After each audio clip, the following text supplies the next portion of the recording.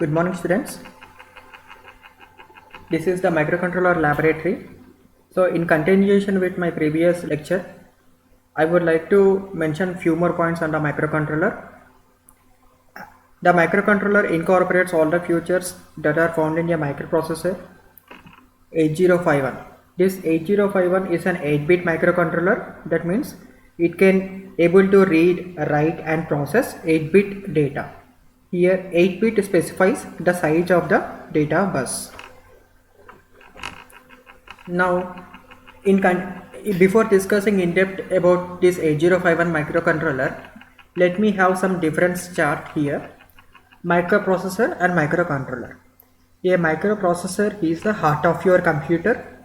A microcontroller is the heart of your embedded system or embedded boards. Microprocessor is generally a single chip CPU, but a microcontroller is an IC that is accommodating a CPU along with peripherals like RAM, ROM, serial and parallel interfaces, timer blocks, interrupt handling modules also.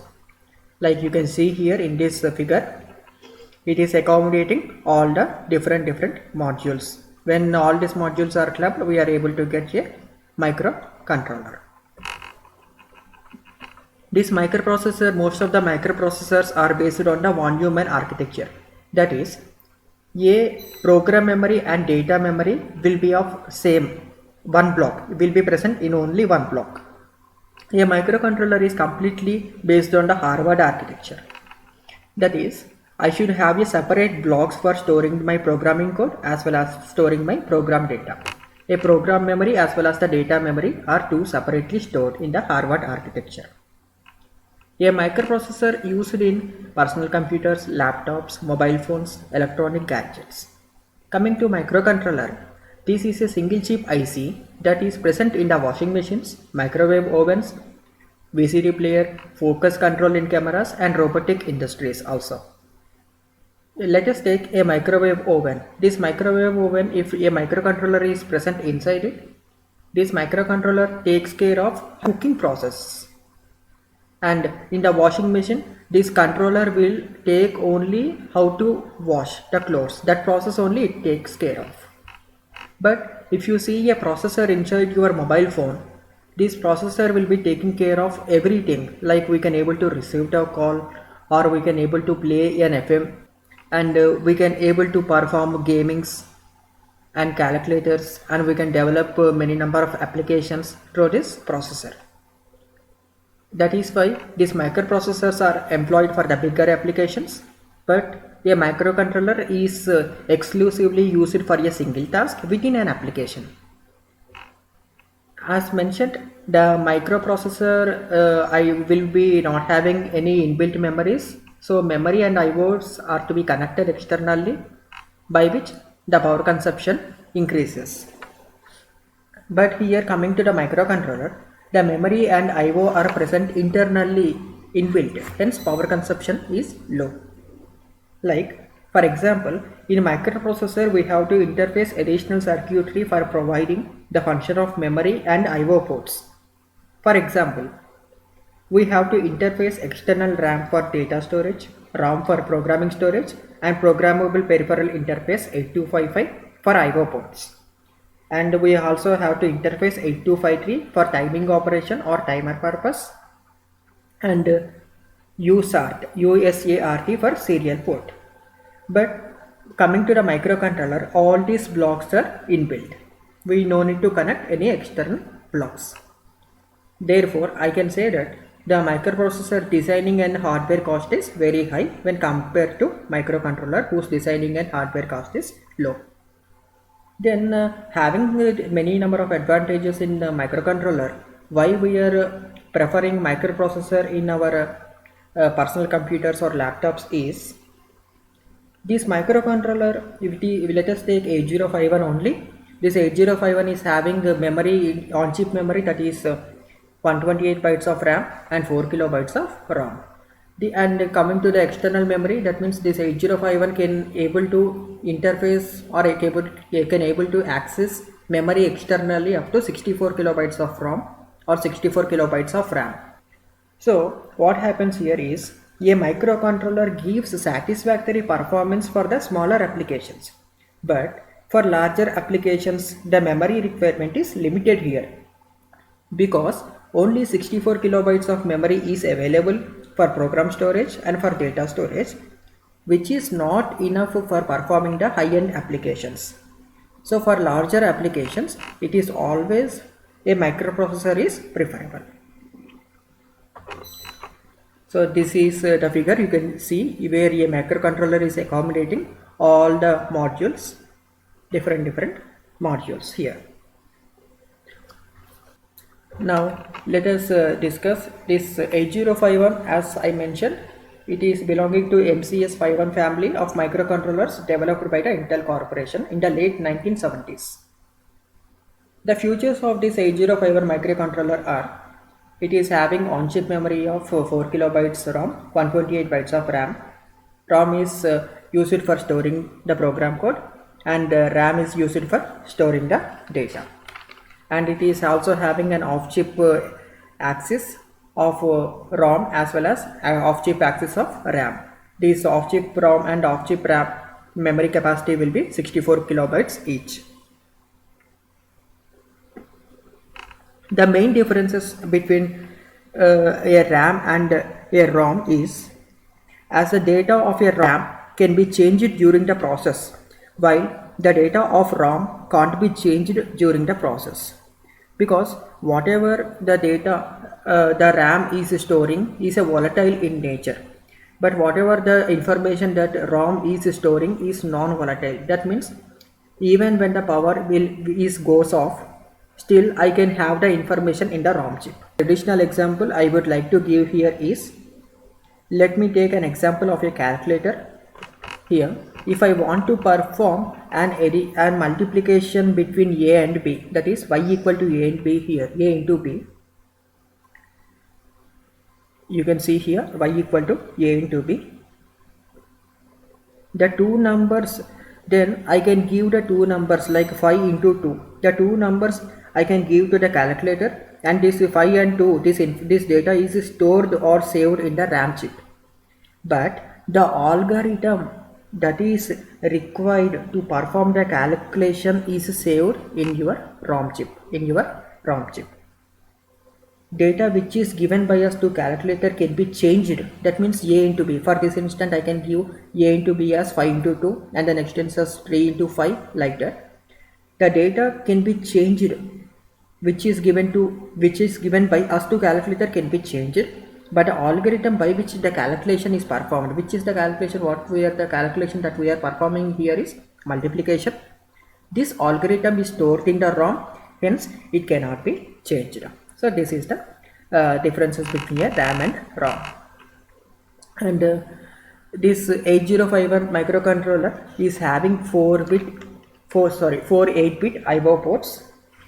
So what are these 4 8-bit IO ports? I will explain you in the pin diagram. And it is also having two 16-bit timers and serial interface called UART. Let me discuss these all the three in the next slide. Yeah, this is the block diagram of my microcontroller 8051. In this block diagram, my microcontroller is having CPU which is associated with interrupt module, oscillator module, memory module, timer block, serial port block, bus controller module, and 4 IO ports, input output ports. The timers, let me discuss about the timer block now. The 8051 is having the two timers, timer 0, timer 1, which is of 16-bit capacity. So this timer means which can give the delay of particular time between some events.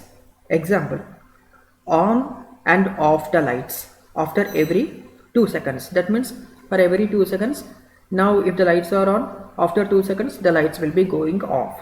So the timing will be taken care by the timer here.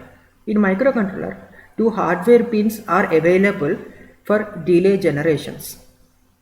Because one event and the second event, two events on and off, these two events are happening means definitely a delay should be there. The delay will be taken care by the two hardware pins. 8051 microcontroller is a 40-pin IC. Among these 40 pins, 2 pins are exclusively use it for timer or managing the delay event between the two successive happenings. The hardware pins, these two hardware pins are also useful for counting some external events. Like for example, how many times a particular number is repeated in the table is calculated by the counter. The same timer or counter blocks. These counter block nothing but if I am having let us take an AB2 inside an AB2 at 9 a.m. I will receive a big bell, which is indicating me that the classes are going to commence, and the same big bell or the long bell I can able to hear at 5 p.m. It indicates me that we can leave for our hostels. That means in between I am having a number of small bells for each and every hour.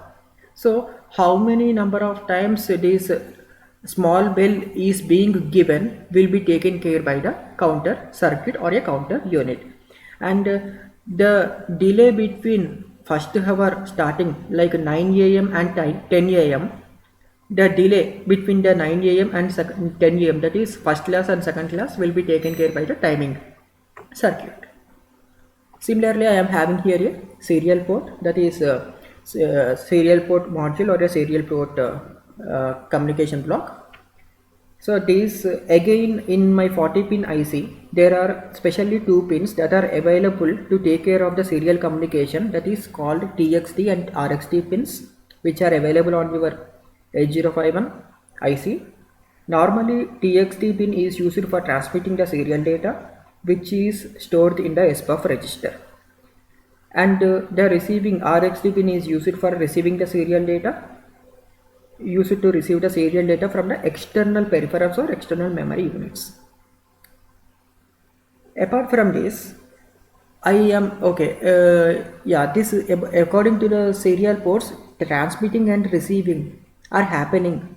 Okay, so who is controlling this TXT and RXT pin? Now there will be two special registers called SCON and PCON. You can see these SCON and PCON registers in the architectural view.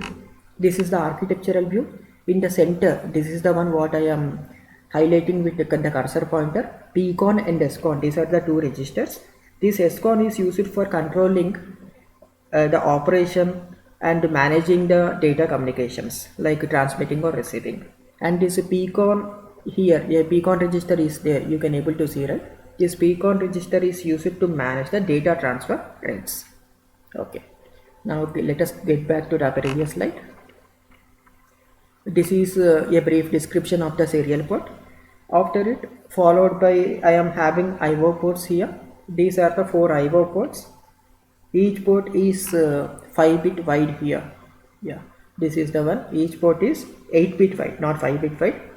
And these are the special function registers. Each and every port which is of 8-bit capacity are special function registers again, where each bit or each pin, because each and every port is having 8 bits or 8 pins, I can say. Each and every bit is a bit addressable, means each bit can be set or reset by the bit instruction independently. Here P0, port P0, that is P0 is P0 can perform dual works. It can act as a lower order address bus multiplexed with a data bus as let me show you this one in the pin diagram. Yeah, this is my port 0 P0. It is of 8 pins or 8 bits. So as mentioned, this can act as an address bus or it also can act as a data bus depending upon the ALE signal, depending upon the status of the ALE signal. I will explain you in brief what is the ALE in the next step after completing the course. Right. This P0, which can act as a dual role, that is it can act as an address bus or it can act as a data bus, is demultiplexed by the ALE signal, because ALE signal will take care of when it should act as a address bus or when it should act as a data bus. Now port 2 can be used as input output port as well as the higher order address bus A8 to A15. Like if I want to access the external memory, the port 2 is serving as higher order address bus here. And coming to the port 3, P3 has special function registers. That is, let me explain it during the pin diagram description only. And yeah, 8051 requires some crystal oscillator here, which is being depicted. This crystal oscillator will run around 11.0592 megahertz, approximately 12 megahertz. This crystal is generating 12 megapulses per second, that is used for operating this entire microcontroller. So these again I am having interrupt block. These are the two external interrupts I am having: external interrupt 0, external interrupt 1. Yeah, I will discuss about the memory block in the next slide. So this is the complete architectural view of your 8051 microcontroller. Here I am having port 0 coming to port 1, port 2 and port 3. A memory block is present here, and this is a RAM and that is ROM, and data pointer, program counter, and all the special function registers will be present here. Timer registers, PCON, SCON, and SBUF, interrupt enable, instruction pointer, stack pointer, all these things will be present here, are served for different uses. Okay, and now as I mentioned you, I will be discussing the memory now. Like 8051 microcontroller is having an internal memory, that is RAM and ROM, 128 bytes of RAM, 4 kilobytes of ROM. If this memory is not sufficient for my application, I definitely have to access the external memory for programming as well as for the data. If I am going to access for programming or for data, I have to take the help of P2. I have to take the help of port 2. That means I can able to access or I can able to address the external memory, which may be a RAM or ROM. Definitely I require 16 address lines or 16-bit address bus. So in these 16-bit address lines, the lower order address bus will be taken care by the P0. That is port 0 will be serving as a lower order address bus, and port 2 is serving as a higher order address bus. So when this is the process how to access the external memory. This external memory 64 kilobytes is there. The starting address location will be 4 zeros and ending address location will be 4 ones. So this is your RAM structure. Internal RAM is this one, and this is the internal ROM, this is external RAM, and this is external ROM. This is the bus. This is a system bus or a microcontroller bus which is of 8-bit capacity generally. Okay, now what is happening here is the internal RAM is of 128 byte capacity whose starting address location is 00, ending address location is 7F. On the top of this internal RAM I am having a special function register that is again 128 bytes of capacity. This internal RAM is divided into 3 sections. One is register bank section, next is a bit addressable section, and this is the scratch pad area. These bottom 32 locations are nothing but register banks. Each and every register bank is having 8 registers, and each register is of 8-bit width or 8-bit capacity. Whenever a system reset is happened, the program counter will be pointing to the register bank 0 only. And above the register bank I am having the bit addressable segment, and this is my scratch pad area. Above the internal RAM I am having the special function registers 128 bytes.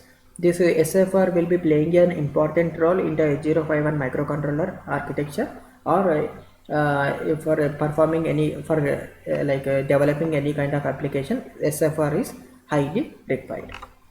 So you can able to see here, this is the internal RAM 002 7FH. I am having the register banks bank 0, bank 1, bank 2 and bank 3.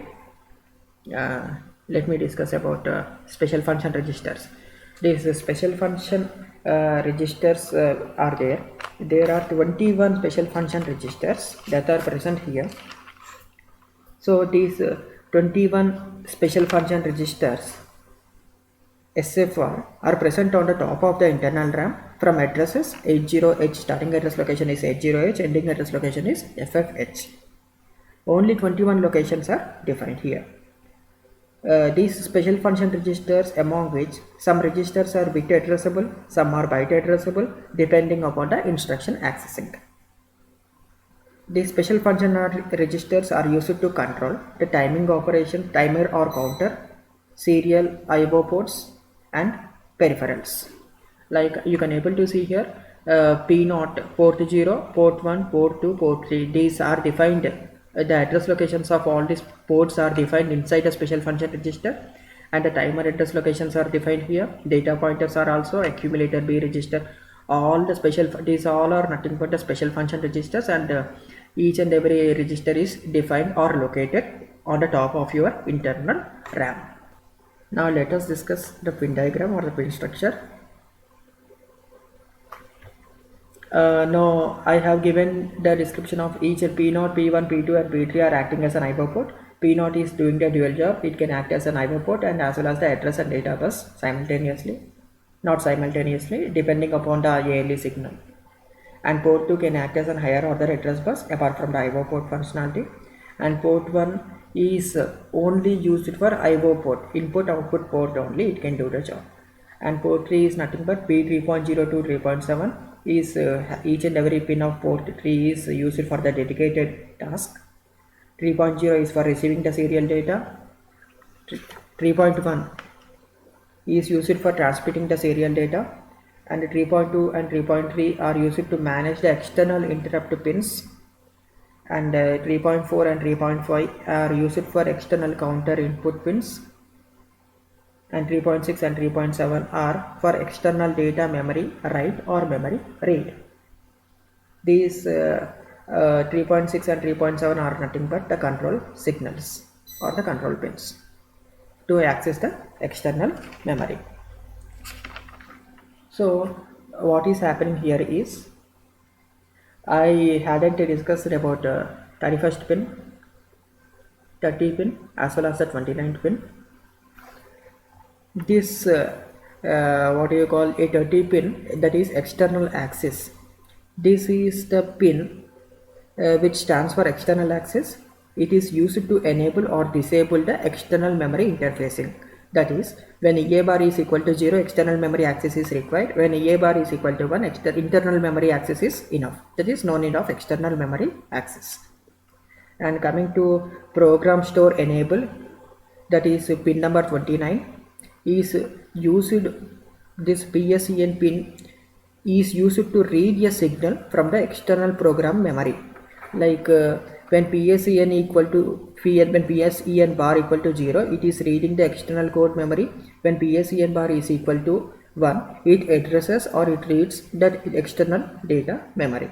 This is the specialty of your program store enable pin. And the last and but not the least pin, ALE pin, which is nothing but pin number 31 of your microcontroller, which stands for address/enable. It is used to demultiplex the address data signal of port 0. That means when your port 0 should act as an address bus, and when should it acts as a data bus or a data pin.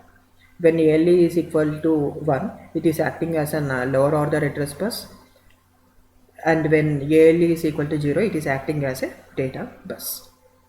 So this is the brief review of your 8051 microcontroller.